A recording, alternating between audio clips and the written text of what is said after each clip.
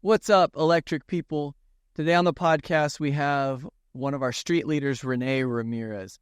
We had an awesome conversation. He's such an authentic and good leader. We actually spent a lot of time we always spend time talking about principles of sales and leadership and how to employ them to be successful. But the thing that I didn't expect as much from Rene on this is the time we spent talking about how he uses gratitude and service in order to enhance the lives of those that he leads. He got very vulnerable talking about his past, a lot of things that I didn't know that help make sense as to why he's the impactful leader that he is. So he's spent some time he started out in the phone business, actually ended up being an entrepreneur, owning his own shop, and then creating multiple different cell phone stores. Then he got into this. So he tells the story of how he got into this and, spent some time in Bakersfield as a leader out on the Contenders team. And then just recently left the team where he was a DM for 5 years to start a new team. Well, not to start a new team, but to join the High Desert team and help them rebuild and get to the next level along with his partners there. So it's been an awesome conversation. If you are thinking of getting into leadership or if you're considering, a change or taking a chance, this is a great podcast to listen to. So sit back and enjoy my conversation with Rene Ramirez. The street is where we create. We call it suburbanpreneurship. Mixing big company resources with an entrepreneurial spirit. This is Electric People.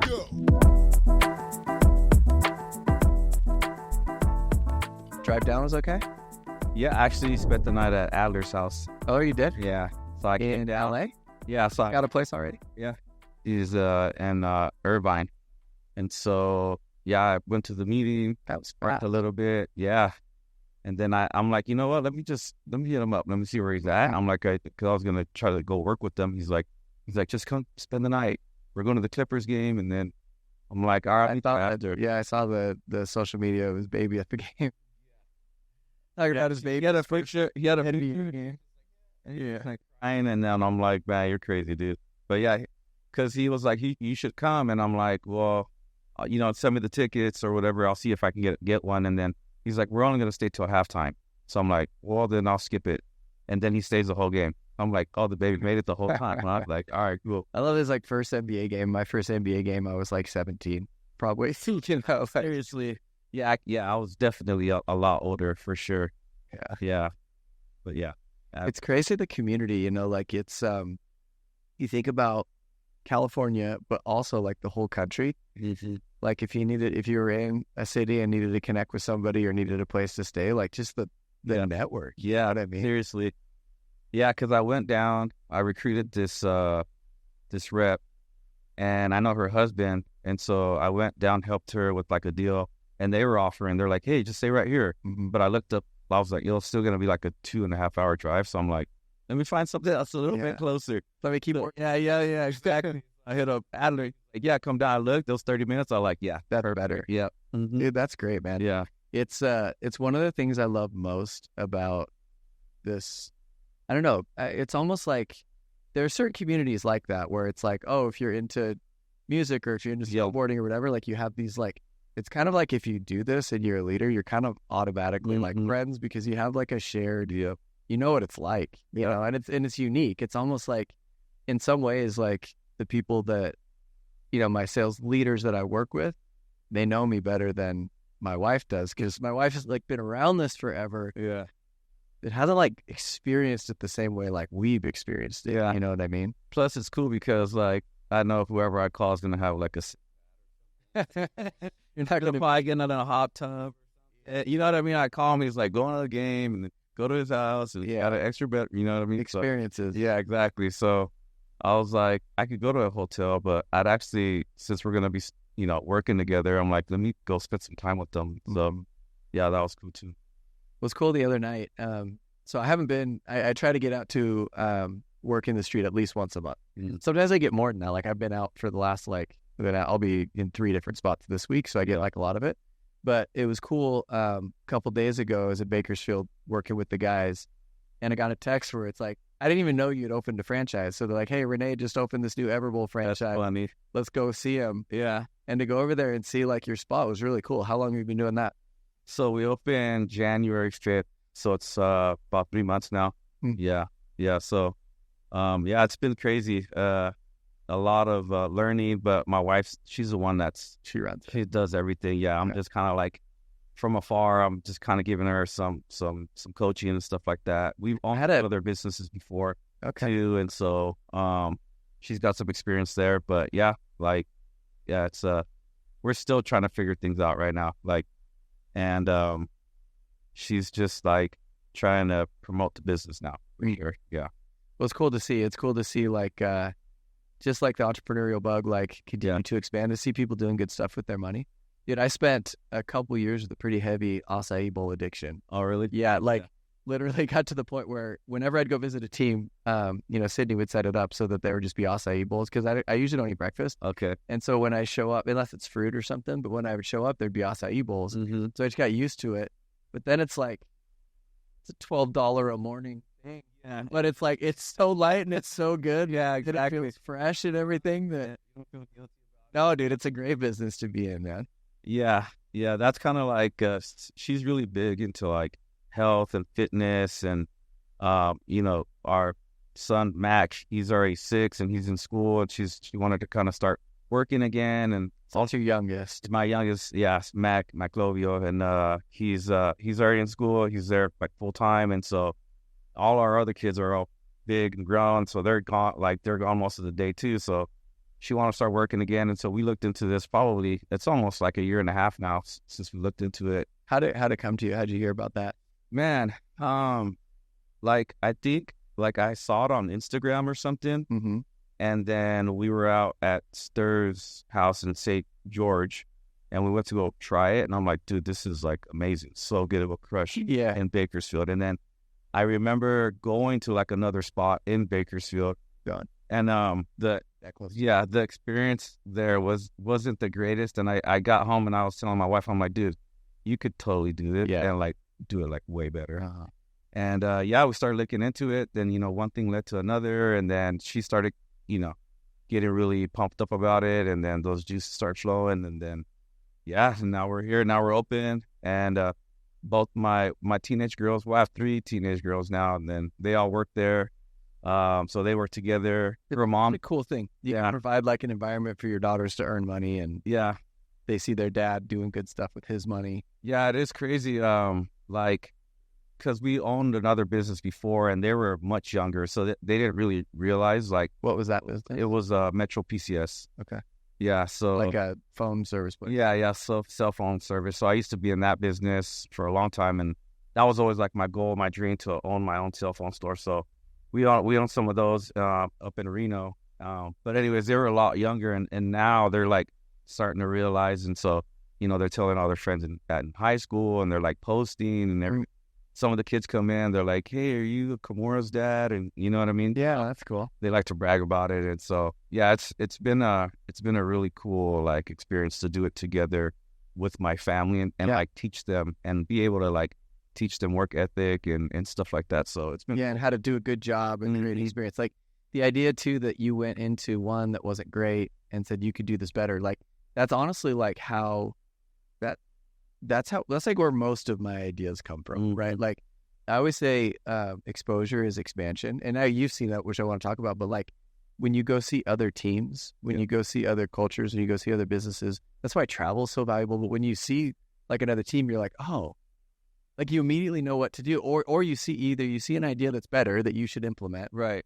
Or you see something where you're like, oh, I could help with that, right? So I think learning to think that way, especially for kids, where it's like a lot of people look at things and they're like, oh, they just accept it for what it is, versus no, you can change things and you can make your own things. I remember Steve Jobs has this quote that says, I'll butcher it, but the I guess the idea of it is everything that you see, everything around you that you see that is life was created by somebody, and they're no smarter and no better than you. They just had an idea and they worked on it, right? Yeah. And you can change things and you can make your own things. That's a cool experience that you can like talk to about your kids and like, hey, do a good job. This is important. Family business is not just some franchise. Yeah, exactly. It's like, hey, like you need to take ownership. Yeah. Like we actually got to come down harder on you than just our regular employees. Like the expectations are a lot higher. You've got to like be early. You can't be late. Like all that extra. Don't break the broom. Don't. Yeah, exactly. Don't give attitude. Yeah. Like just all the small stuff that kind of gets overlooked. Like they've got to be really good at that, and I'm actually really proud of them. Like it's just it makes me feel like really good inside, and to see the business like when I show up and there's customers in there, and my daughter's like making a bowl. Like on Sundays, like my two daughters, they open the store by themselves. Like how old are they? 17 and 15. Okay. And so there's three teenage daughters? Yeah, so two 17-year-olds and then a 15-year-old. So we have a blended family. Yeah. So, but yeah, it's like I'll look on the camera and I'm just like, I can't believe that these girls are doing this. Isn't that cool? It's crazy. Yeah. Well, and the confidence they get too. Like, hey, you can do this. Like, you can run a place. You can solve the problem. You can figure it out. That's really cool. It was cool for me to see you in there, like running it in your Sunrun shirt. A little bit of mixed advertising there. It was funny because like I just got done closing the deal, and I don't know. I just always check the camera, and I saw that she was like slammed, and I'm like, I'm gonna go by there and just see what's going on. And then they called me, Dave, and then Carlos called me. They're like, hey, we're gonna go by your spot, and I'm like, oh yeah, I'm gonna go right now. Yeah. So that ended up happening, but yeah, that's cool. Yeah. So you said it was always your dream early on to own a cell phone store. Yeah. And then you got that, and then it wasn't your dream anymore, or what? Well, man, it wasn't that. It's just, it's crazy. You go on these journeys and you just never know, like, what's going to happen. Yeah. So I started selling cell phones when I was 20 years old. It was like, it had the green screen. No, it wasn't even a Nokia. It was like Ericsson. We were giving them away for free. We couldn't even give them. What do you call a burner now? Now. Not back then, but now. And it was funny. It was like only one phone per family, that type of deal. And so, it was crazy. I saw the whole evolution of that industry. And Metro was like a smaller type of company. It wasn't like a national company. But they had a lot of kids. Yeah, like they had a lot of good ideas. Anyways, T-Mobile bought them. And then all these other markets started opening up.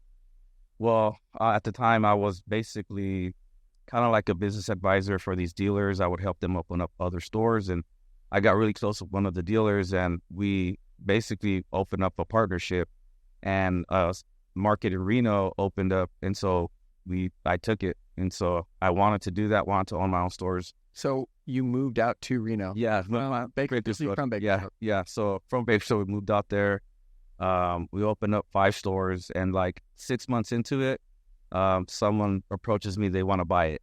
And I'm like, yeah, I'm like, you know what? I want to see how it goes. Like, let me check this out a little bit longer. And then, probably like 12 months into it, they approached me again. I was like, I told my wife, I'm like, hey, what do you think? And do you want to go back home? She was like, yeah, she's really close with her mom and her sister and stuff. And so, yeah. It's all cold up in Reno. Oh man, I remember the first day it snowed, and I was not ready. Like, and yeah, we were not prepared. I didn't have the right gear. That's it. You don't have the snow shovel. Like you don't have your kit. But yeah, we ended up selling them. And then I came back home. And I was like, well, what am I gonna do now? Started looking for jobs, and then my friend that I used to work with, he's like, hey, I went to this meeting at Vivint. I think you'd like it. And so I went. What year was that? Remind me. This was 2016. Wow, dude. Mm-hmm. We've known each other for 8 years? Yeah. It's crazy. That is crazy. Yeah. And yeah, I went to the first meeting, and I'm like, this is perfect. Really? Yeah. I was like, that's what you thought when you first went there and found out, hey, it's door to door after like owning a business and selling the business? I think if I hadn't gone through that experience, I don't think that I would have made it in the Metro. Yeah. Just like being a business owner and having to like work for yourself, and just all the stuff that you learn, and you make a lot of mistakes, and just being a business owner is really, really hard. And so you learn a lot really fast. Mm-hmm. And there's no like backup. So it's just you. And so that experience kind of gave me that foundation.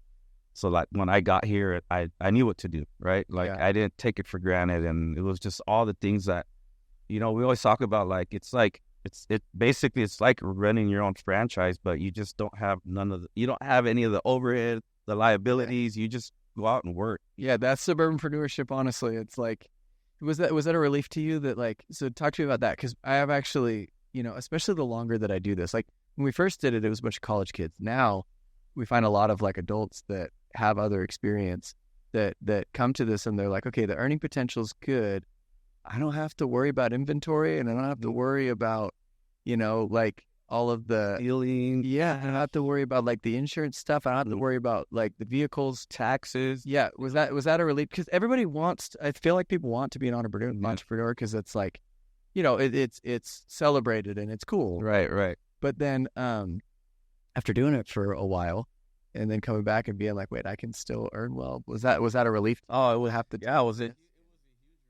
And I don't know. I just had a lot of confidence in myself that I could do it. And I loved the concept and just like the PPA and everything. I was just like, this is perfect. Like, why would anybody like not do this? And like, I don't know. And then like, Stir and Jeff and D Will, I was like, these guys are like great. Like, I would love to work with these guys. You thought that immediately. You weren't like, now this ragtag group of random like crazy guys. I like my first meeting.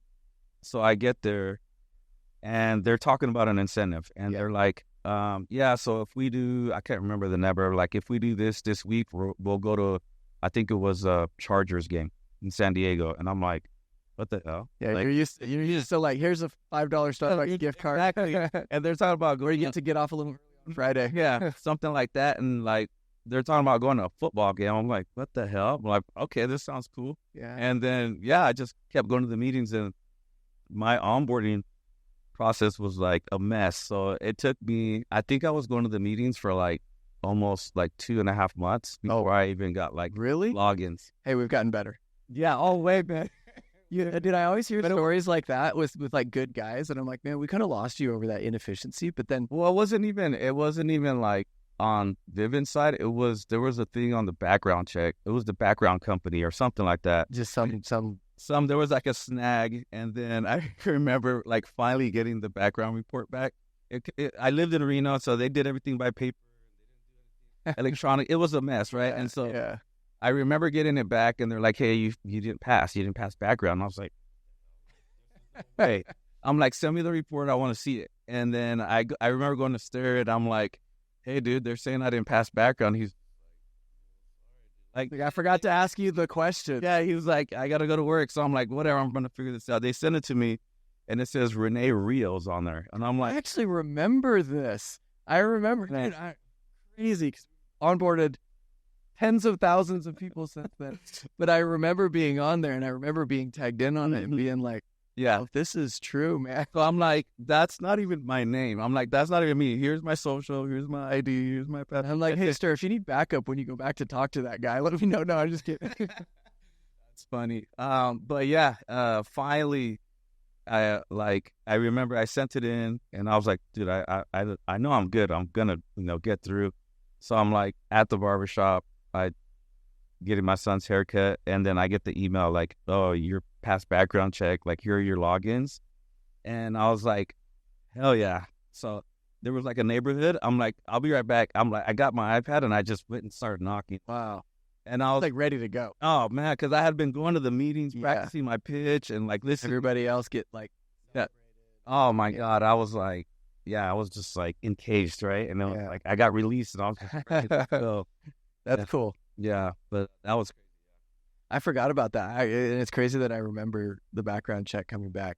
And it's funny because as a leader, sometimes you don't think to like, you just don't, it's the one piece that you sometimes forget to ask people like, hey, just so you know, there is a background check, you have to clear it. But, also like probably worked out a little bit too, because you're so focused and intent going to those meetings. Like the fact that, now we have so much support. It's weird because obviously having more support is better. But then when you look at, it's almost like, having a different upbringing. Like my kids, I had a great childhood, but my kids have a different childhood than I had, right? Yeah. And so it's like almost the fact that like it was a little bit harder. You wonder if that's like the fact that you made it through that, the fact that you wanted to run out and knock, and then it was kind of a challenge to get on. You had to figure out your onboarding. Like it does take a certain level of grit, determination, hustle, entrepreneurialism to do that. We always say too, it's like those guys that figure it out like on their own, we're like, okay, this guy's probably gonna be good. Yeah. Because he didn't need help, and he or she didn't need help, and they just figured it out on their own. versus like the one that's like, hey, I can't do this or I can't do that or I need your help. You know what I mean? Yeah, There's like it's a different approach. Yeah, like it's even little things like, oh, well, I called the number to see if they could figure it out on my iPad. It's like, good job, you're resourceful. Because you know that thing, I've been seeing it a lot of places now. Have you seen Captain Fantastic, that movie? So it's this movie about this family that like where this guy was like an educator, and he ends up raising his family in like the back country of Alaska, like no running water, like no, they're like homesteading out there kind of. And at the very beginning, and so he teaches his kids about life through like, he was an educator, so he teaches them, but then like they learn how to like get electricity, learn how to get water, learn how to cook stuff, learn how to hunt, all this stuff. And so they're on they're the family, like the very first scene, they're hiking this mountain. I've used it in training before because it's like this dad and his like whatever 5 kids or something on the side of this mountain, and he's got this little boy who falls and smacks into the wall and like breaks his arm, very first thing. And the kid's screaming and he's yelling, and he teaches him, he's like, hey, his dad was also on the cliff, so he couldn't really help him. And he says to him, he's like, hey, no one's coming to save you. So take a deep breath. Yeah. And can you get a foothold, and can you get to the next step, and can you get to the next step? And I love that example, and the kid gets through it. Yeah. But I love that example because in a business where you have to make your sale, there's not a lead, there's not a there's an opportunity, but you have to go out and you actually have to make it, right? But like no one's coming to save you. Now we have a lot of resources you can tag someone in, but the ones that figure out, okay, I'm trying to get this customer through the process. They don't appear to want to go through the process right now. Yeah. No one's coming to save you. You have to figure it out. And that skill set, it's the same thing you probably learned on your own businesses and stuff before, but it's so incredibly valuable because most people aren't, you know, like if you read the 7 habits, habit number 1 is be proactive. Yeah. Like look for the answer. Is there something somewhere that could help you solve the problem? And then once you do that, you find such power. Oh yeah. It's so empowering. Yeah. It was like that day. It was just like, it just felt so good. Cause I'm like, yes, like how was it when you went out? Did you like have success, or was it so the very first door? I remember telling myself, I was like, I don't care who answers, like they're getting this pitch. I don't care if it's like a 10-year-old kid, like if it's a renter. I don't care. Even speaking. It doesn't matter. It doesn't matter. They're hearing this pitch. I'm like, practicing it. It's coming out. Like Jordan had this YouTube that's what we listened. Yeah. That was the training. And so when I would work out, I wouldn't listen to Pandora. I would just listen to that over and over and over. I did it for like 30 days straight. So I felt like super confident. So I get to the door, I knock, she answers, I start kind of getting into the pitch, and she's like, I'm a renter. I'm like, that's fine. So basically this is how it works. You know, if the home qualifies, I get into it, right? Just get your reps in. Yeah. She's like, so how does it work? And I kind of get a little bit more into it. She's like, actually, I am the homeowner. I just tell everyone I'm the renter. Wow. So I'm like, okay. And then I'm like, well, yeah, I need to take a picture of your bill. I get in the house, but like after that, I didn't know what to do. Yeah, the YouTube video stopped there. Exactly. So then I call Stir. I'm like, dude, I'm in the house. What do I do? He's like, dude, just take pictures of everything, the meter, the picture. And he's like, just set it up. We'll go back and close it. And so, yeah, we ended up closing it. And then, but her roof didn't pass, but whatever. Yeah. It's funny how you remember. I remember the very first door I knocked. Yeah.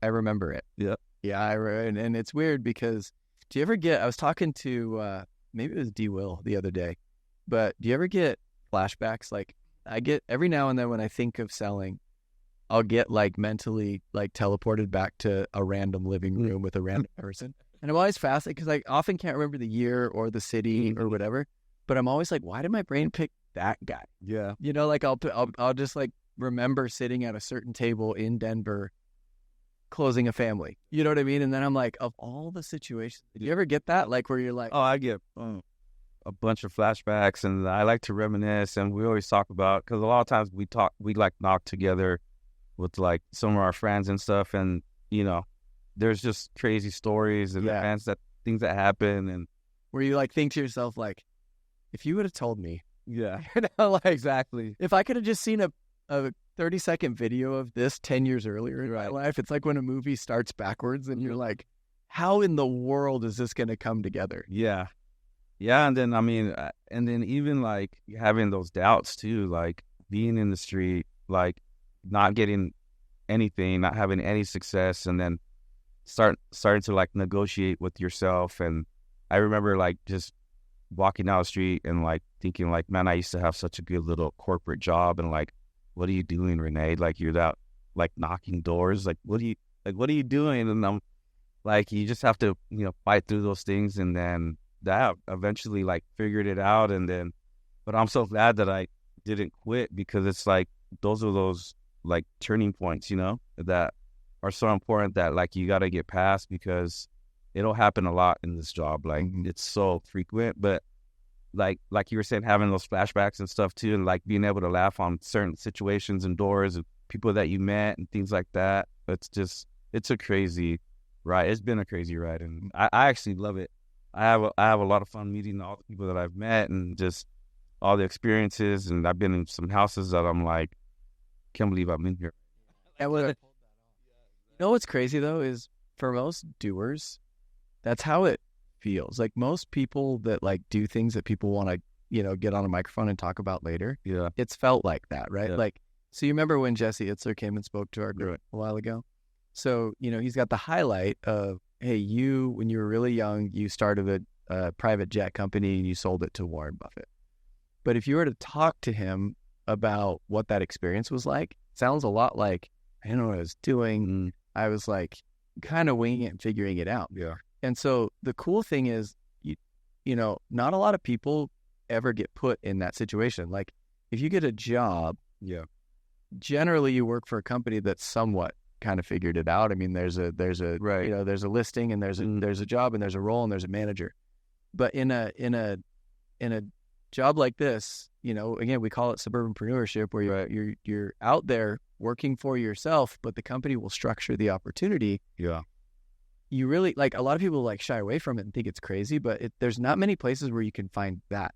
A place where it's like, no one's going to save you. You have to figure it out. Right. And then once you do, you're like, wow, I can make stuff, and I can make sales, and I can figure this out. I figured it out before, and I can, so one of the things that I took away from that conversation with Jesse was, remember, he asked the group, how would you do your job if no one had ever done it before? Or how would you do your job if there was no playbook? Well, for leadership, the higher up you get in leadership, you're seeing the less of a playbook.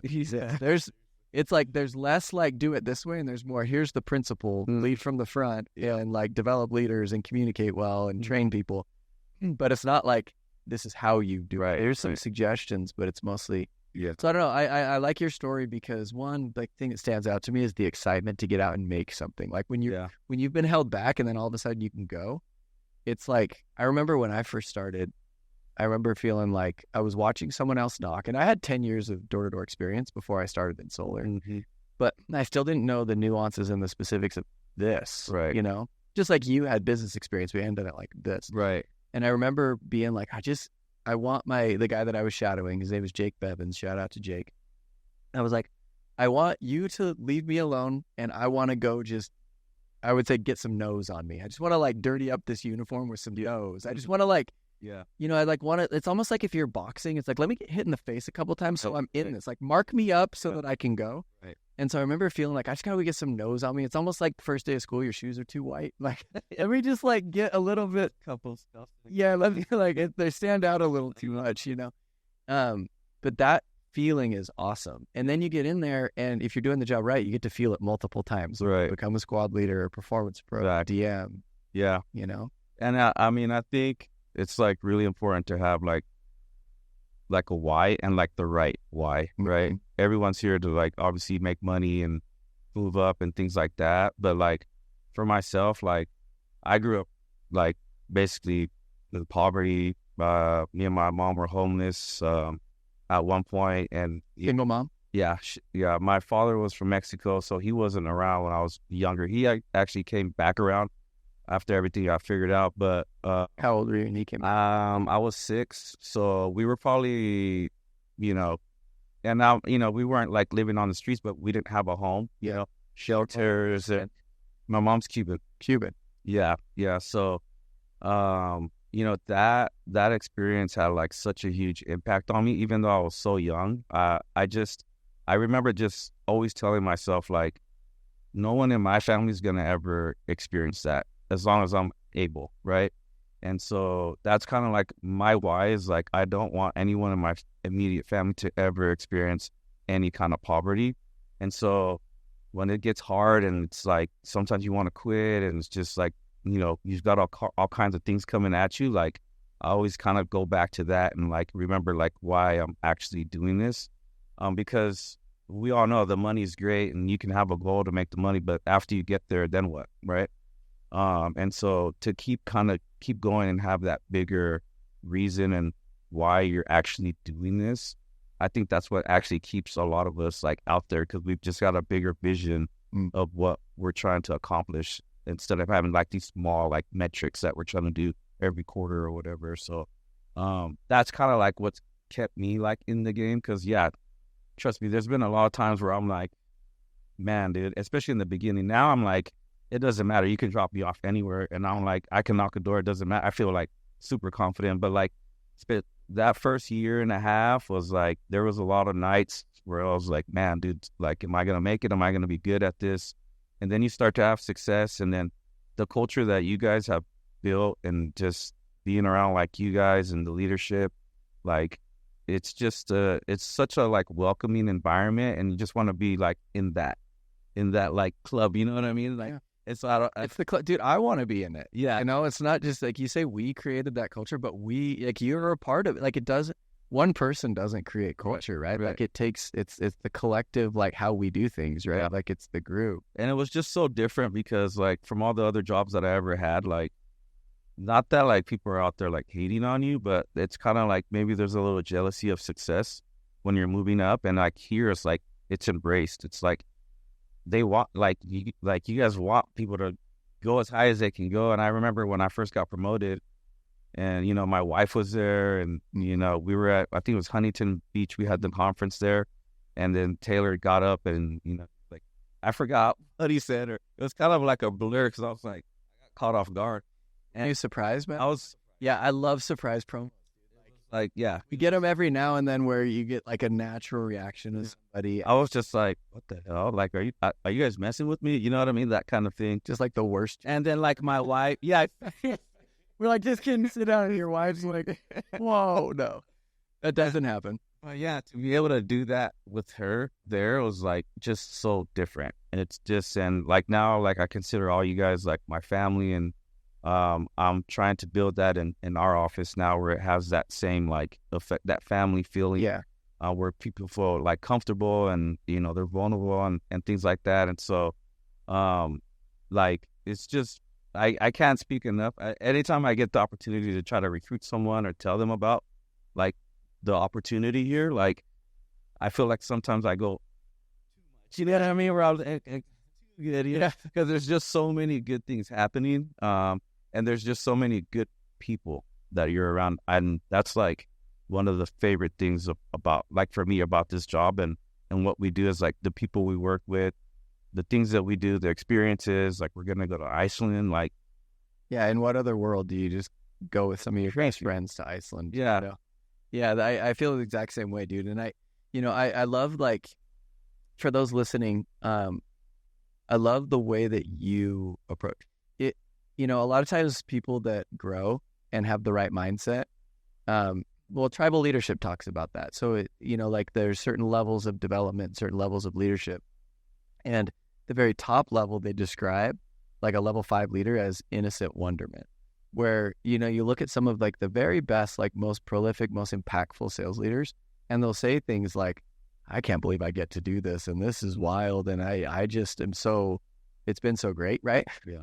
And then you go to like lower level leaders and they're like, this is how I do it, and it's awesome, right? So like at the higher level leader, honestly, like they kind of like can tap into everything that's happening and realizing like what, like the timing and the fact that someone reached out to you and the fact that they brought, you know what I mean? Like there's a lot of like things that play into your success, and it keeps you in a state of creation where you're grateful and where you're aware. Yeah. So that you don't become self-inflated, because if you become self-inflated, you can't grow. It doesn't work as well if you think, you know what I mean? If you're focused inward.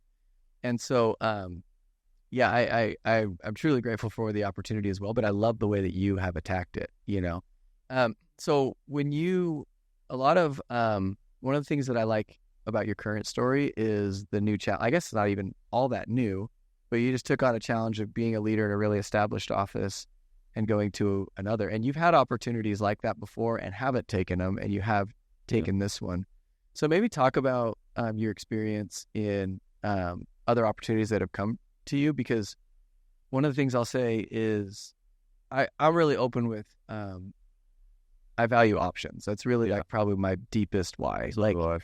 Like, and you know, I work really hard for my family, but even more than that, I just want them to have choices. I want them to have options. Like, and I have options, and I'm really grateful for that. Like, do you want to work till you're 70? Do you not want to work till you're 70? Do you want to buy a house? Do you not? Do you want to participate in this investment? Do you want to do something else?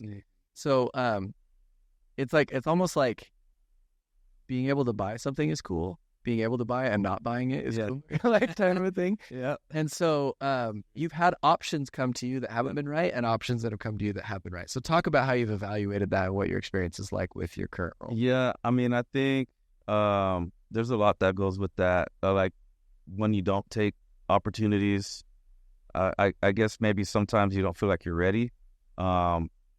Maybe you have a little bit of self-doubt, and you're comfortable. I mean, being around Stir, Jeff D, Will Husto, like, yeah, like it makes the job really easy when you've got like dudes like that by your side, you know? And so, and you know it. And and we know, and we just know each other so well. And we're just like, we're buds, and we're like, we go boating together. You know what I mean? Just all that stuff. Yeah. But then like taking on this new opportunity, I looked at it at a different way. Like, am I being selfish? So for those that don't know, you were in Bakersfield. How long were you a DM in Bakersfield? Like a leader? I got promoted in 2018. Yeah, 2018. And then you took this new role in High Desert. Yeah. What? Like probably like I'm going on my third quarter. Yeah. Okay. So you were there, for 5 years. Yeah. As a district manager in Bakersfield. And Bakersfield, I mean, you guys work really hard, but yeah, it and I have been singing at a high level for a long time. And all of my friends and family, and they work there, and so it's just like, and I've seen this thing just grow, and we've just had a lot of wins and just a lot of good things, and and so like it's hard to leave that, you know, and so it's like, but then how did the High Desert opportunity come to you? You know, Stir, he approached me and said, hey, look, I want you to take a look at this. You know, this might be an opportunity for you. Come check it out. And I went out there, and I started to like, when I started to think about like the opportunity, I'm like, you know, I need to stop being selfish, and I need to start thinking about like other people. There's people in the Bakersfield office that want to grow too, and that need to grow too. It's like, if this thing stays stagnant, like there's not going to be any growth, right? Yes. Like something had to change, and I felt like that was the right move and the right timing, and like, yeah. And then, you know, that you got guys like Carlos that are like coming up and just doing amazing things, and you know, he needs to be in a leadership position as well, and things like that. And I just felt like the timing is just really good. And it was like, I like challenges. I don't know why. My wife's just like, kind of like, why are you doing all these hard things? Yeah. But I feel like that's how I operate, and that's where I operate at my highest level, is when I'm being challenged. And I felt like that was a good opportunity to get a good start and to have a good challenge. And you know, Brent and Sarai are amazing. They're awesome. They embrace me, and they welcome me in and stuff like that. And so I felt like that opportunity fit me like very well. And again, it was kind of like the timing. I felt like in Bakersfield, like something kind of had to change there, right? Like we were kind of getting a little too stagnant. And even for myself, like I'm like, hey, if I want to grow, like there's something that needs to change with me as well. And so, but I'm really happy about the move, and I'm excited, and you know, we've been doing some good things there, and it's feeling good, and the culture's getting like really good, and just being able to be a part of that and something that's growing is like exciting. Yeah. That's really cool. When you were talking about being comfortable there and having like your relationships and stuff, it's hard because intuitively you know that you got to get uncomfortable, you want to do it, and it's crazy because to think that you're comfortable at it when 5 years before it was like it was so uncomfortable. And so there's something to be like said for like, oh, I've arrived and I've kind of figured this thing out and I am comfortable. Like it's kind of something that you're like, oh, I've worked for this, Right. But then you go and, I don't know, I guess it's one thing to say it's good to be comfortable or uncomfortable, but there's not that many people that seek it and do it. So what advice would you give to somebody that like hears that maybe they've been in it's not even their same role, but at the same level, right? Maybe it's the same fitness level, maybe it's the same production level, maybe it's the same income level, maybe it's the same relationship status. How do you get yourself to make that move? Because honestly, if you would have come back to the group and said, I want to stay in Bakersfield as a leader, it's not like we would have said no. Right. You're a great leader and we're lucky to have you. Yeah. You looked at the opportunity and you took it. Right. So what advice would you give and why did that work? Yeah.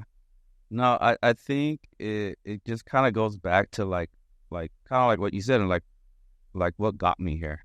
Right. It's just like I had to take on this challenge. Like we're literally like supporting our families by like going out and like talking to people. Like that's hard. That's hard to do. That's a lot of pressure.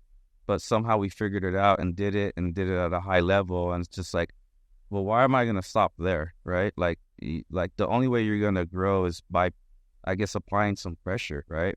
And doing that. And like, if you do want to grow, there has to be some uncomfortableness. There has to be a point where like, if you're feeling like stagnant, like that's the time to like make a change. And then this like company, industry or whatever, like you've got to keep growing or else you're going to get passed up. Yeah. That's the bottom line. Yeah. And so I'm seeing everybody like crushing and doing well. I'm like, hey, I need to keep up with these guys, I feel that too. And honestly, it's not just like a philosophy. It's actually like a literal thing, because if you think about it, I can't remember who I was talking to the other day about this, but if you don't go into the street often, like if you say you've like been doing it for a long time, you get a lot of referrals and you haven't been going into the street and knocking as much. Mm-hmm. You get passed up because now with information, with competition, with product offerings changing, you don't realize it when you knock every day that you make these subtle adaptations and your process and pitch evolve to what it needs to be in order to work. Yeah. So if it's been a couple months and you come back at it, you've missed those developmental things. You don't do those subtle things anymore. And so maybe that customer has received 5 messages online and they're in a different place. Right. But like I'll say customers are different now than they were 6 months ago and 6 months before that.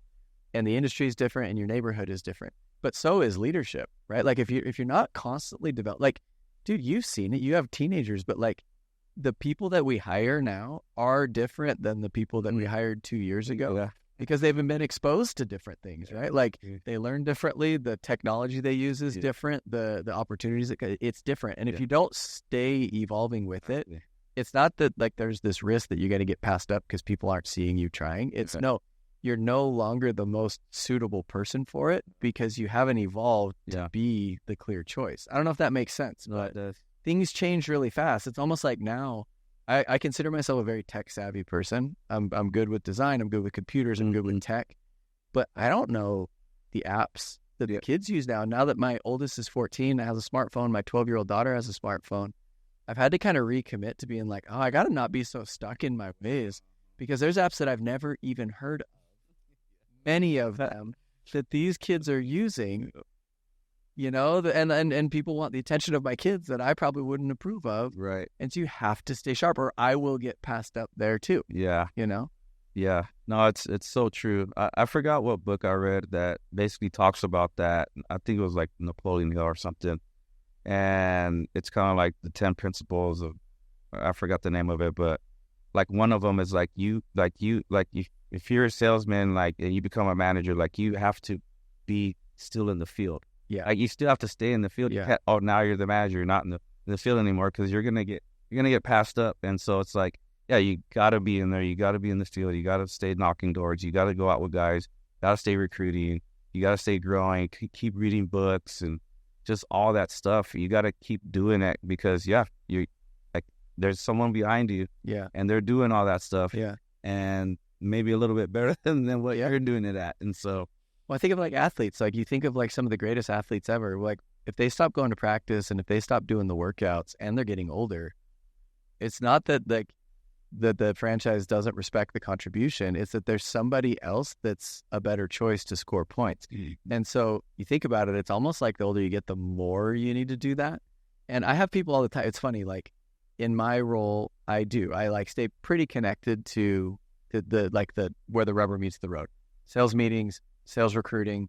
I still take a lot of recruiting calls from people and like going out and knocking and seeing what people are dealing with and stuff. And a lot of times people will say, "Oh, thank you for coming. I can't believe you would do this with me." And I kind of selfishly, I'm like, "Thank you, but I'm not doing this for you. Like it's just for me because if I don't stay training teams, I'm not as good of a trainer. If I don't like stay like seeing sales and participating in that and seeing the reaction of people, I just can't do my job as well. Right. And so it's actually kind of like, I'm doing it so that I can continue to qualify to play, or else somebody else is going to be a better choice than me. Right. Yeah.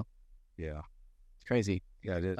So as you've been working with the new team, what have you noticed about, like, was there fear that, like, man, maybe I don't know that I'll be able to help. Maybe I won't be able to contribute. Like, I don't know that we can recreate what we've created before. Like, did you feel some of that going in, and how is it? Yeah. How do you feel now? I mean, I was a little like, kind of like, I mean, are they going to accept me? Like, you went in during a leadership change. Like, the history on High Desert is we had Adam Cox had been there for about 80 years as a district manager. One of the first. In that market, he was one of the first guys in solar.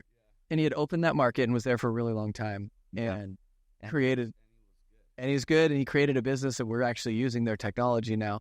And then you had Brian Labonte, who had been in there for a long time. Yeah. And those weren't guys that got demoted. Those were guys that went on to different opportunities, and we celebrate it. Yeah. And then you did have some people that had to exit for, whatever, compliance issues or whatever, that were also very good. Right. And so it's not like you came in because the team's just growing and you're this up and coming. They had some staples that had exited, and you were coming in to help contribute and get the team back on a growth trajectory. Right. So from leaving a comfortable, constant production place to go into a place that's not, that needed help. I'm sure you had. Yeah, when you describe it like that, I'm like, why did I leave? I didn't hear that side of the argument when I was making that decision. I would have talked different. But that's the reality. I always say, like, opportunity is born of inefficiency. When I came into my opportunity in solar, it's not like, hey, we built this thing that runs really well. Could you step in and see to it that it continues to run well? You get called when there's inefficiency, when there's opportunity. Right? Yeah. No, it's a privilege actually to be considered for something like that. But yeah, I mean, I was a little like, I don't know if scared is the right word to use, but kind of like, like I was saying, like, are they going to accept me? Like, maybe they're going to think that I'm going to come in here, like, trying to change all these things, trying to like do my own like agenda or whatever. But I always just like, it's always the same philosophy as like, just go out and lead from the front. I just start there, go work with guys, go help people, be useful, be resourceful, be a good influence. And I think good things will start to happen. And so that's kind of like what I wanted to do, and just apply myself and be more of a teammate than go in there and be like, I'm the boss. But yeah, there was some like, oh man, like, I hope like, everyone accepts me and they're cool with me and stuff like that. But I think once people started to work with me and start to see that I could add value, I think they saw something else, or maybe they thought that they were thinking or whatever. But yeah, I've always known that like, if you can add value, people will respect you. Yeah. I had two thoughts. Three thoughts. One of them, it's funny that like to hear you, like in my eyes, like the way I see you is you're very confident, you're very accomplished, you're very principle-based man. Like not just a leader, but like I've met your family. I've seen you live your life, and I've been in different situations with you. And so that's how you show up to me. But it's funny to hear, like I always say, like at our heart, we're all just children wanting to be loved. Because to hear you say, oh, will they accept me? You sound like I'm going to a new school. I hope the kids like me, and I hope I'm not dressed weird. And but a couple weeks ago, I was at headquarters in Utah. We went to a Jazz game, and they were playing the Warriors. And I'm pretty aware of like impressive athletes, but I don't follow sports super closely. And so, excuse me, Steph Curry was playing that night, and he wasn't doing a whole lot. The game was pretty close, and then it got to the end of the game in the fourth quarter, last 5 minutes, and the game was still pretty close. And so I watched the coach call in Steph, And then I it was cool for me because I'm aware of the legend. I know his pregame ritual. I know the highlights, but I'm not an expert in like watching him do what he does. And so I really had the opportunity from my seats to be like, okay, what is the guy that's supposed to be one of the greatest players that has ever played? What does he do in 5 minutes when his team is close? And I watched him just, and he wasn't loud about it, and he wasn't overly aggressive, but the ball came to him, and he took shots, and he fixed it. And the Warriors won. Right? And I was in Utah, and people were bummed about that, but I was stoked because I watched a master do his job. Yeah. And it's like, and I was like joking on like a text thread, and I was like, hey, I can see why they pay this guy. He's good. Like, I can see why you want him on your team. But really what happened was there was a problem, right? Like they didn't have the game. The game was too tight. And so at that point, you call in the expert. And what he didn't do is start barking at people and start yelling at people. He started leading from the front, and he started making shots. Yeah. And as a fan, like as somebody sitting in the stands, I was so stoked to watch it. I'm like, this is great. Like this is high level performance. This is inspiring. This is awesome. Yeah. You know? And so it was awesome for me because Steph's, he's paid to do what he did. But I was really inspired by that. I was like, man, like, and so I see a lot of that in you where it's like you come in and the very first step is start producing, start making shots, start helping the team get wins, start contributing. And so my last thought was, if you've ever read The 5 Levels of Leadership, it's John Maxwell book. It's really well known. But he says the levels are this, and you went through it. And he says, anytime you get a leadership position or a change, you have to go through the levels again. So you can go through them faster if you know what you're doing. But like you go from Bakersfield, where you've worked through the levels, to High Desert. And even though they're not that far away, you have to work through those levels again because a lot of those people, they don't know you and they don't care. You did their volume when they were in middle schools, or you did, so they don't, it doesn't matter. And so the levels are this, right? So number one is appointment. So you get appointed the role. All right, you're a district leader. You're a leader now, right? So good for you. Number two is you get the relationships, right? So you have like the worst case. So a level 1 leader is like, you have to listen to me because I'm your boss. Right. And level 2 is, hey, I am your boss, but bro, help me out. Like we're friends. Like have my back on this, which is still level 2 leadership is poor leadership, but you have to be professional. Yeah. Level 3 is production. So level 3 is like, hey, I am the leader. I like you and we're friends, but also I can throw down. I can do this job at a really high level. Yeah. So when I was watching Steph, it's like, yeah, he's the captain. Yeah, he's friends with everybody, but holy crap, can that guy produce? Right. Right. Level 4 is replication. So you can make more leaders, which is why you're doing this job. You've brought people in, right? You've made more leaders. And people follow you now because they're like, I hope you can make me a leader. And then number 5, the ultimate 5-level leader, is you're the embodiment of values. Like you just literally, when you talk about hard work, you are hard work. And so I thought about that. Like as you were just telling me that story, is you worked your way up to a level 5 leader, and then you were willing to take the risk. Hard to leave that throne. You still have to do work, but you've earned a really cushy seat, Right. And then to go through it again, to be like, all right, I was appointed to the role. Let me meet you. Let me get to know you. Yeah. Let me throw down volume and help the team get wins. And then let me talk to you about your goals. Let me help you become a leader. And then you'll be a level 5. And then guess what? You'll probably get disrupted and have to move somewhere else that's the game, right? Like as you keep moving on and adding value to more people. I mean, yeah. And I would love to take credit for, some of the stuff he just said, but like, I think I was in such a lucky spot with Sturgeff and D-Will. And I consider myself, I'm not the smartest guy, but I'm a really good copycat. Mm-hmm. And like what those guys built there, like if I could just copy that and replicate that somewhere else, I feel like I'm going to be in a good spot. You know what's funny though, is I actually interviewed 2 of those guys in the past couple of days, and they all said the same thing. Literally, I'm not the smartest, but yeah, that's crazy. But that's a common characteristic of high level leaders. Like if you're the real kind of leader, you're not like, yeah, I did it myself. You want to know how? They're like, yeah, I actually am lucky to be here and I'm working hard and I'm trying to add value. But literally, there's a lot that went my way, right, in order for this thing to work out. And I mean, it's just like it's a part of the culture. Everybody there's like humble, and we practice gratitude every Monday meeting we practice. Talk about that. I actually saw it the other day in Bakersfield. So talk to me about that for the teams that maybe don't do that or don't know what it is, because it is awesome. It's palpable. It's amazing. And I remember the first day we did this. So Stir, I believe it was his idea. But so we start the meeting, and he's like, "All right, we're gonna turn off the lights, right?"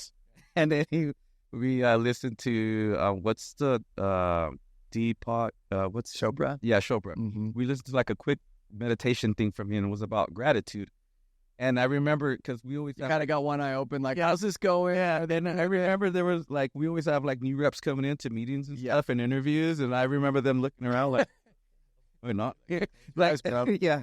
So anyways, we did that, but it was like, dude, that felt like really good. Like, it was good to do that, right? It was kind of like corny and funny or whatever, but it did feel good, and we're like, let's just do that every Monday. Let's just practice gratitude. And so it just became a thing, and we just started doing it every Monday meeting. So now, how do you do it? Like, what's I'm so like we all kind of like, we shift the role of gratitude. So like one quarter I would have it, or Jeff would have it a quarter, and then just more of like talking about it, like teaching it, like what it's about, how it helps you, just all the good things that come with gratitude, and then having people express their gratitude during the meeting. There's been so many times where like we end up crying because people are just like so grateful for whatever happened in their life, or or maybe something sad happened and they're grateful to still be alive and things like that. And now I've like implemented that up in High Desert, and we've been doing that like every Tuesday meeting, and people like to participate. Yeah, it's kind of like weird in the beginning, but like now that it's a part of the culture, like. And it feels good. It feels good to start your week off like that, and just always just park in gratitude. And it, like, if you're starting your day off bad, maybe they already started their day bad, and then they get to the meeting, and then we start talking about gratitude. Like, I feel like that turns that day around, And Jeff said this thing one time. I don't remember where we were at, but he said, gratitude is the antidote to entitlement. And that always stuck with me.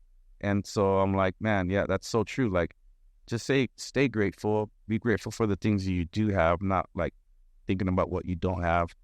And, you won't become entitled. You'll just be grateful. And so now I do that with my kids, and, we practice that. I got all my kids a gratitude journal and stuff like that. It's just like, it's become a thing. And, yeah, it's a big part of my life now. And yeah, I wish all the offices did it, because it does feel good. It's maybe even start the way Stir started it off with turning off all the lights and listening to meditation and stuff like that. But yeah, it's just been like such a great thing to like implement in my life, because I wasn't actually like practicing it. I kind of felt like I was a grateful person, but it's different when you actually do it, when you do the action and you actually say the words out loud. And a lot of times when I get up and, take the gratitude session, I'll say, hey, open up your phone, text someone that you're grateful, and tell them that you love them. Yeah. Have the whole team do it. And like the reactions that they get from that text back is like, they never did that before, right? And it's like, now it's like they probably start doing that more. And the people that, that are in their life are, you have to be in a certain state to perform, whatever that looks like. Right. You got to be in a certain, like, think about it with your wife. How long you been married? We've been married. Well, I've been with her for 12 years. So, and I know your wife, and she's a strong woman. So, yeah. So you could look at this one of two ways, and I'm sure you have, and I know I have, right? You could be to the point where it's like, hey, like, this is hard. I work all day, and now I come home, and now I have to deal with this, and you know what I mean? Like, whatever it is. Or you can look at it like, man, this woman takes care of the most important things in my life, which are my children. Yeah. And she's entrepreneurial, and she's strong, and she's ambitious. It's the same person, but it's a different person. There's that quote that says, man's mind is its own place. It can make a hell out of heaven or a heaven out of hell. And my dad would always say, some people you give a bag of gold and they'll bitch that it's too heavy. It's like, those, right? Like, it's like, it's two different things. And it's like, you're going to live in one of those realities. Yeah. And you can create it. Yeah. So what do you want to do? And when you walk around grateful, you vibrate different, and people are attracted to gratitude. Yeah. And there's a opposite side of the magnet feeling to entitlement. It's like, I don't like the way it feels. And so if you think about it, we're in a people business. We give people experiences and we solve problems at the home. Do you want to be like pushing people away, or do you want to be pulling people in, And I think is that the reason that you are grateful? You're grateful because you want to experience life a certain way, and it's the antidote, right? It makes you happy. It does. But salespeople that are grateful, man, I remember, dude, I'll share this with you. So I remember when I was first selling, and I like very early in my career, and I didn't start as like a amazing door-to-door salesperson. I started like maybe the high side of average at best, right? And I've kind of found my competitive edge and my developmental edge through doing this for a really long time, but I didn't start great. And I remember in my head, I'm a religious person, I'm a prayerful person, and I remember in my head I'd go out and I'd like have a prayer in my head, like, please let me sell something, so that I can. I think we've all said. And if you weren't a prayerful person before, maybe you find it. Yeah, exactly. When it's all on you. And I remember, like, pretty much my whole career of selling, I would always try to remember when I got out, like, dude, say it, like, thank you for that sale. Like, thanks. I needed that. And then I found that attracts a lot. And on days where I'm not doing that, where I'm like, God, like, they're harder to come by, dude. Exactly. I don't know whether or not it's the prayer, it's the intention, but I'll tell you, I feel happier. It seems to work better when I'm that way. Yeah. And so, parking in gratitude. I've also had times where I'm, disenchanted with my boss. I've had a time where I'm frustrated with my boss. I've had a time where I felt like my boss didn't want what's good for me. And then that same boss, he didn't change. I've been like, man, you have been by my side and gotten me through and given me a lot of grace for my entire career. And had it not been for you, I don't know that I would be here. It's like a lot of times my development depends on where my mindset is there. Oh, yeah. Okay. Time. Oh, yeah, 100%. Yeah, especially like in this job, because it could get sideways like quick. And real quick. You think like you're the man. And you guys do a great job of pumping people up and making them feel good about themselves. And if you don't stay in gratitude, it could get sideways very, very quickly. And it's funny that you bring up like the prayer, because I've during gratitude. You know that one, huh? I know about a few like people bring up like, I was in Hood and I was gonna go home, but I got in my car and I prayed and I just asked for something good to happen, and I got out and knocked, and the first door I got the deal. You know what I mean? Like that kind of stuff. And so, but it's good for people to hear that, like especially people that are just starting, so that they know like, oh, I'm not the only one that's struggling with this. I remember when I first started, I'm like, I couldn't get deals. I couldn't get bills, nothing. I asked her, I'm like, hey, can you come with me and like, just tell me what I'm doing wrong? And he's like, sure. We went out for like 2 hours. We didn't get anything. I'm like, oh, okay. So this happens to you? Like, yeah, dude, this happens to everybody. So I'm like, yeah, it's just like one of those things that you don't think like is going on with other people. You just think like it's going on with yourself. And so that's why I love doing that, because it just opens up so many things for so many different people. But yeah, you brought up my wife. Like she's like my biggest like cheerleader, and she's probably one of the biggest reasons I'm even sitting in this seat right now. Even before I started in with Vivid and Sunrun, and like she believed in me a lot of times before I even like believed in myself. And I think it's so important in this job to have that solid like rock, like that person that believes in you and is like not doubting you. When you're doubting yourself, they're the ones telling you like, no, like you're good, you can go do this. And like if I didn't have her by my side, like there's no way I would be able to do all the things I've done in this opportunity, in this career. And even before like I got here, we like when we first started dating, like I was going through some hard stuff, and she kind of like stuck by my side, didn't even know me that well, but she must have saw something in me and just believed in me, and that kind of like built me up, gave you like my self-esteem to know like, you know what, I actually could do good at things and be good and be successful. accomplish all these crazy dreams and goals that I have. And yeah, looking back, I'm like, man, I'm just so grateful for her. Like, it's just, and I see it a lot in this job. It's like the people that have that strong foundation at home, they actually do pretty well. But when it's combative and it's hard at home, like, it's just harder for them to make it. Yeah, it's already hard enough as it is just to do the job. Yeah. But yeah, just to do life. Like, I think that's a real one of the things I like to do on this show is like to kind of like maybe deconstruct and demystify that a little bit, because say somebody's listening to this and they do have a hard home situation. It's not like you just got lucky with a good home situation. I mean, it sounds like, you know, your wife's a great woman and you guys have a great relationship, but you have to make it, right? Like, it could sound like, oh, you're just lucky you got a good job. And you're like, well, you have to make it. Like, you have to. I told someone the other day, I was like, you know, suburban entrepreneurship is you're delivered like a dry vehicle. Like, here's a Porsche. You know, I'm a big fan of the GT3 RS. So here's a GT3 RS. It doesn't have any fluid in it and it doesn't have a driver. But you can have it. You're like, oh my gosh, now you got to drive it. You got to get in, you got to gas it up, you got to keep it running well. But somebody made something for you. That's kind of how this job is for me. It's like, okay, here's this amazing company in this amazing industry that's well funded, that is, you know, has good principles behind it. Okay, but we need a driver, and you got to fuel it constantly. Yeah. So it's like, I look at that, I'm like, well, yeah, I'll fill it up and I'll drive it and I'll take care of it and you know. But you have to do that with a relationship, right? And so the same principles apply. Like, I've had times where I've been and I live here now, thankfully. I'm so grateful for my wife.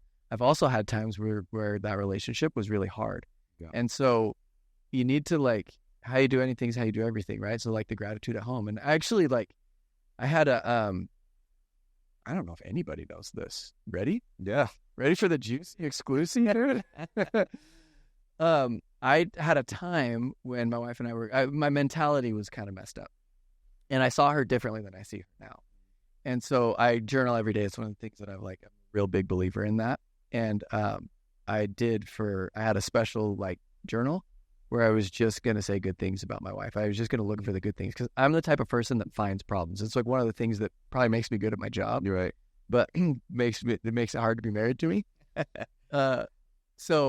But I would do that. Like, I literally I would consciously every day be like, man, you do, like, my kids never have to look for your attention. That's amazing. Yeah. And I would find all these things in it, and it completely changed my paradigm. It really did. Like, and it was like, man, I've been viewing this all wrong. Right. And so I think if you can look at your life and you can construct a good crew, like, look at even like the best athletes, the best performers, they surround themselves. That's part of it, right? Like, what do you eat? What do you read? What do you consume? Who's around you? How are your relationships? They get rid of the toxic ones. Like, it's all part of it, because if you want to do good at this job, you have to do good at life. Yeah. And if you're doing bad at life, you can do good at this job for a second, but you can't sustain it. Exactly. Right? 100%. And so it's better to architect a life and a foundation for you that's good than it is to like have that be a mess and work on yourself. Yeah. And to kind of back up on some of that, like it's great to have a supportive partner at home, but you got to come through too. Yeah. It's like they can only be supported so much, right? And so it's like you got to come through. You got to come through with what you're saying you're gonna do and things like that, and commit and go work hard and like don't go mess around if they've got like your back and they're at home taking care of the kids and stuff like that. Get out there, go hustle, make sure you take care of your business. Yeah, because that's when it does get out of control.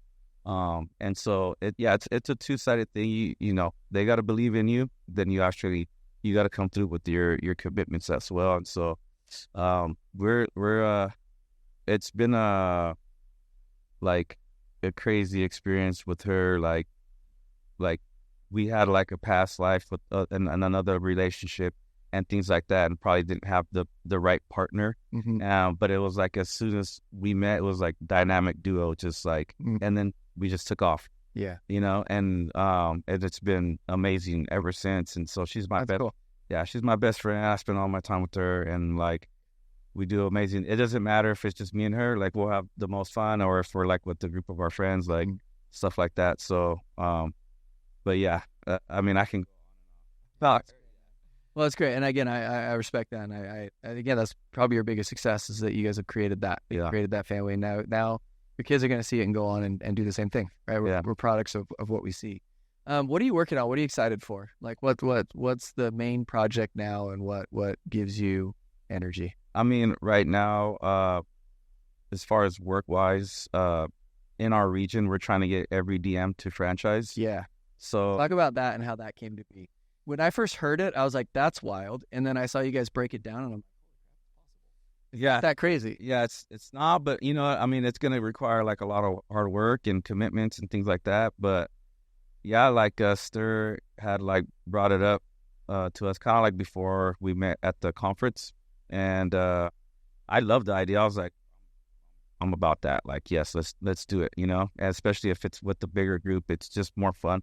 And so yeah, he just he rolled it out. That was one of the the quarterly goals for Atomic, and we all bought into it, and so it's a thing now, and we track it every week. We see who's close, who's pacing, what where we need to fix things and things like that. And when Can you imagine how epic that'd be? I remember when East LA landed all DMs in franchise, like the whole leadership group, and we were like, I think that's the first time it's ever been done. Yeah. But to land a region, dude. And you don't want to be the one. Yeah, like exactly. That comes in at 23.5. Oh my God, seriously. So, yeah, and then he's got like this cool gold jacket that you get when you hit it, and so yeah, that's like one of the top things that I'm working on, and obviously, trying to get High Desert to the best it can get to. And High Desert's cool. It's a great market, great routes. I love markets too. Bakersfield's like, all markets are like this. I remember when I moved to Thousand Oaks, I loved being like a contributor to the community. That's one thing that's different about solar sales than like more like transient sales and the transient sales are great. You bring money to the community, you add service. It's awesome. But I remember feeling a sense of pride when I was like, man, I'm kind of like, I did a lot of my volume in Ventura. Shout out Ventura. But I remember being like, dude, I'm kind of like riding for Ventura. Like this is a good thing for Ventura. I remember caring about like the local city politics. Yeah. And actually it's crazy now because Mikey Taylor, who's a pro skateboarder, who's just on this podcast, I met his family knocking doors. Like I cold knocked into him, and now he's the mayor, or he's the city councilman at Thousand Oaks. And I'm like, dude, Thousand Oaks has got to win. Like this is great. But it's a cool thing to be like, okay, you contributed so much to Bakersfield. Like to the people that are on better utility plans, to the service, to the people that work there, that live there, that do our site surveys, that like there's a lot of good that the Bakersfield contenders have brought to Bakersfield. And now to be in High Desert where those bills get big and the utility plan is a little unstable, and to go in there and fix it and then provide more job opportunities for the people up there, it's one of the best jobs you can get in that market. Like that's a really honorable thing. Oh yeah. Yeah. It's huge. And I actually like, I think that's one of the things that doesn't get talked about enough. Like, and what we do is like all the things that we do, and even like the charity work that we do in the communities, and the Christmas events and the giveaways, and the food drive. It's just like everyone's talk about that, because I think that's part of what makes your team great. If you're just trying to drive volume and you're not doing give back stuff, you don't do it just to give back. Yes, you should. Yeah. But it's all connected, right? Yeah. No, like I started in October 2016. I got my logins by like, late November or whatever. 2019.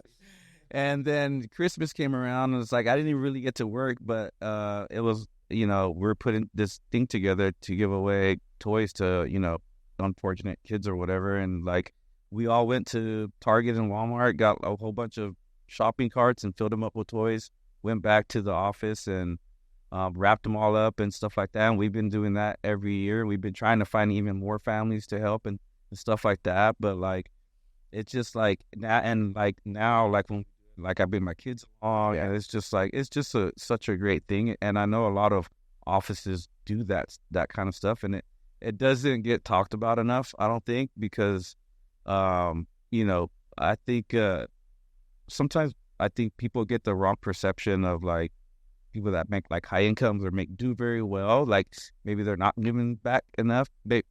Probably because they don't talk about it. They don't brag about it, right? They just do it. Yeah. And so that's true. Yeah. And so like, yeah. And just like, I mean, I remember there was a customer I had installed them, and I just called to check in to see how they were doing. And then the wife's like, hey, how do I like I'm selling the house. Like, how do we transfer it out of my name or whatever? I'm like, well, what happened? And she's like, oh, Ronnie passed away. I was like, damn. And their daughter was like, not even.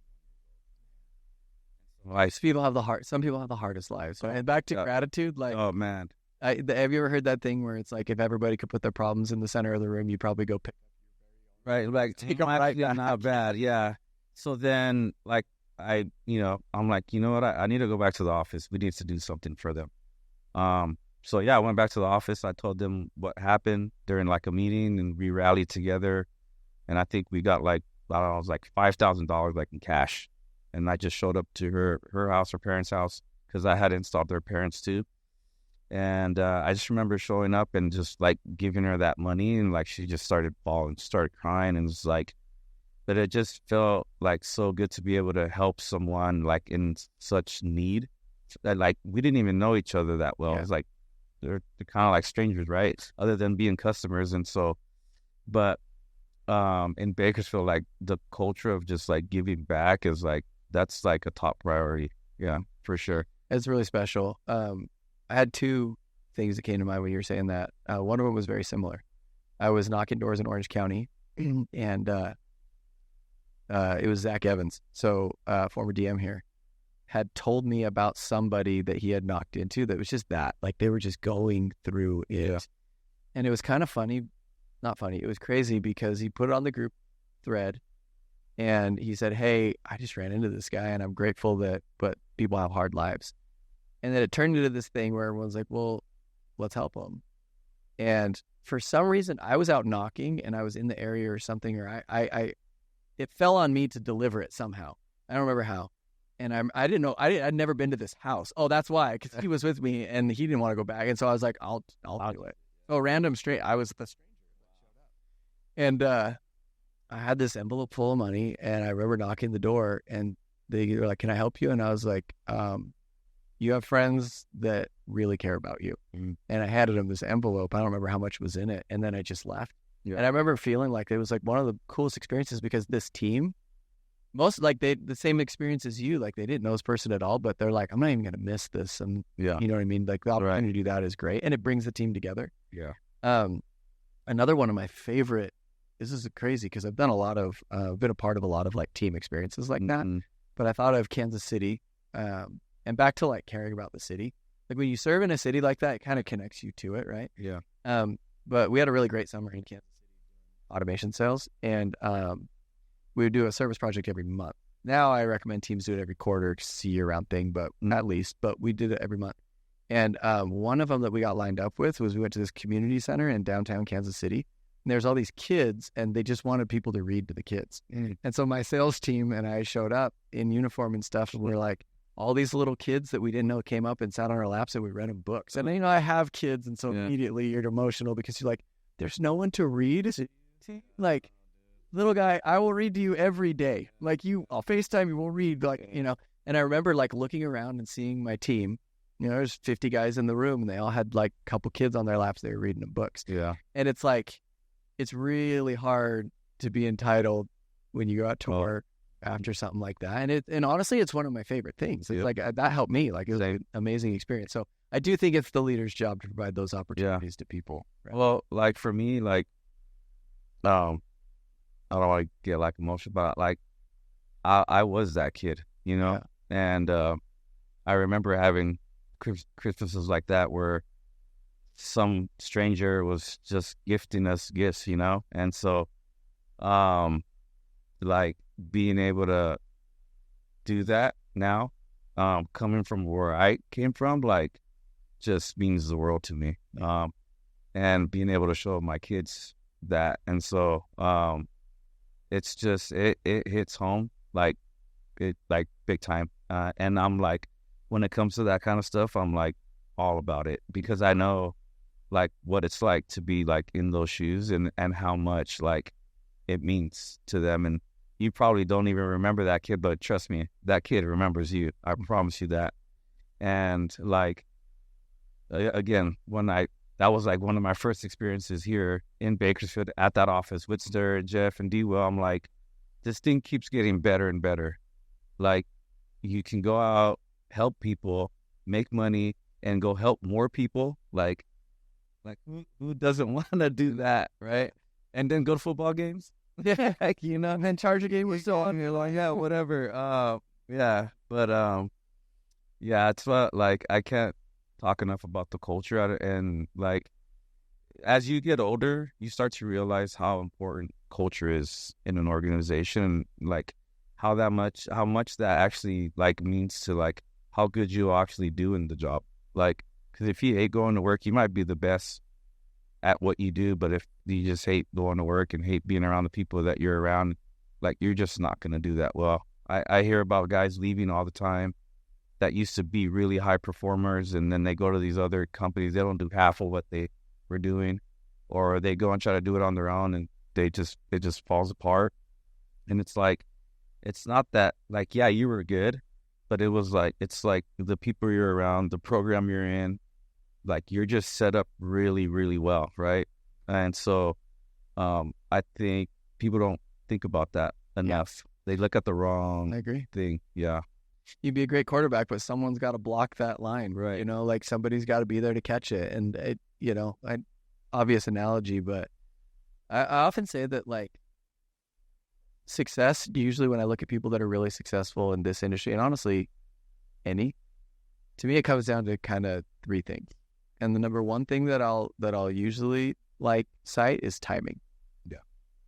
Timing, right? Like even like, you know, there's the opportunity existed because of time, not because of, and you know, there was work that went into it and stuff, but Right. like you look at solar, right? So we have a real problem with the way we produce and consume energy.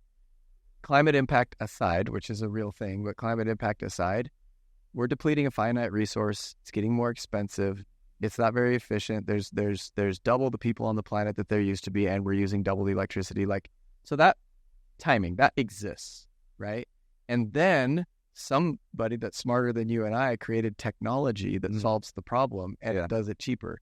So you can't discount. And then, you know, there are laws that got passed that encourage this type of behavior. And then there's, you know, there's funds available, and it's proven and whatever. So number one I look at is timing. Number two is other people's work. So the fact that somebody figured out how to finance this, somebody figured out how to invest in this, somebody developed the technology. There's technicians that are willing to get on those roofs in those desert climates that you work in. And there's site survey technology, and there's Google Sunroof, and there's all like other people's work has allowed us to do our job. Yeah. And then the third and final thing is the thing I think that people often start with is, okay, yeah, you did work, right? You did but your work without timing and without other people's work, it doesn't go very far. Now with timing and with other people's work, your work out, it's like hydraulic fluid. It's like, oh, because there was timing in other people's work, it's really easy to turn this wheel. But without that stuff, you know, it's hard. No, and it doesn't. The impact is not nearly as much. Exactly. You know? Yeah. I just like I always like just feel so fortunate because like I was a part of like the cell phone industry before it was like what it is now, right? And I saw that whole industry, like the revolution of it, and like how it just went from like a phone with a green screen, and now there's an iPhone where like you don't even need a computer. It's a whole other world. It's a whole other world. Like it was like I would sell phones and like one phone per family. Now the whole entire family have a phone. Like you might have the same problem I have because my family doesn't fit on the Apple family. Like they only let you have 4 people. I've got T-Mobile and Verizon. Yeah, I've got so many devices. Yeah, that's what I need to do because it's like, okay, so now I've got 4 kids that have cellular plans, and me and my wife. So I have 2 others that don't yet, and Apple and me have 4. They better figure it out. So Exactly. now when I think of 1 device per family, now I'm like, dude, I've got 3 devices within 10 feet of me, right? 4 devices within 10 feet of me right now. Yeah. The cell phone industry is a whole other dimension. Yeah, it's crazy. And like being like you were saying, timing. Like, I mean, I was young, but I was old enough to understand kind of like what I was in. And like, hey, this thing's going to keep growing. I want to grow with this thing. I want to keep growing with this thing. And like, I remember they gave us like stock for Metro, and then T-Mobile bought us, and then that stock just like blew up. And it was like, oh my God, this is crazy. Well, fast forward, you know, now we're earning equity. I'm just like, dude, this is deja vu. And how this crazy. I know how this works. I've seen this before. So I try to tell like anyone that I'm around, like, or my team, it's just like, I try to tell them that story because I'm like, dude, this thing is a lot bigger than what you actually probably think it is. It's really good right now, but we don't know what's on the horizon. And just like the simple fact that we're getting like equity for just doing really good at our job is crazy. Like no one does that. And being able to like go back and kind of like remember those days, like helps me like understand like, oh shoot, like, dude, I better double down here. Yeah. Seriously. And you're doing it, man. It's great. I've wanted to have this conversation with you for a long time because I'm a real fan of your work and your story. And you're one of those people that's really easy to watch succeed. Like you're really easy to root for because you do the work, you stay humble, you give back, you're loyal, you develop, you put it into other people. And I'm really excited to see what you do next, man. So thanks for making the journey down here. Thanks, man. To sit in the hot seat, the electric seat. I won't call it the electric chair, but yeah, don't call it that. Electric seat. Yeah, sounds way better. Yeah. Thanks for having me, though. I'm like feel very fortunate and grateful to even be here talking to you and to be able to share my story and stuff like that is just amazing, awesome. Well, you're doing the work, man. So thank you, and thank everybody for tuning in. This has been another episode of Electric People. If you're listening to this and interested in joining our teams, DM us on Instagram @RunTheLeague. What are you waiting for? Run the league, shoot us a DM, and let's get going.